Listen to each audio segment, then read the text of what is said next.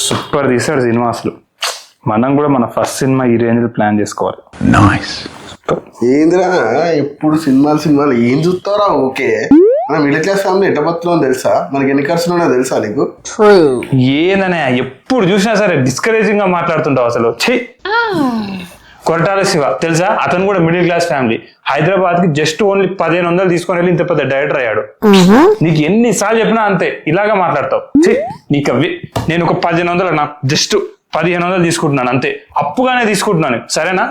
నేను పెద్ద డైరెక్టర్ అయిన తర్వాతనే వస్తాను. నేను మా హైదరాబాద్కి వెళ్తాను. అరే అరే అరే అరే ఒక నిమిషం రా. అరే ఓ మై గాడ్, నువ్వు మళ్ళీ వచ్చినావు డైరెక్టర్ అంటే 1500 పెద్ద కథ, నేను హీరో అవుతా విలన్ అవుతా అది అంటే.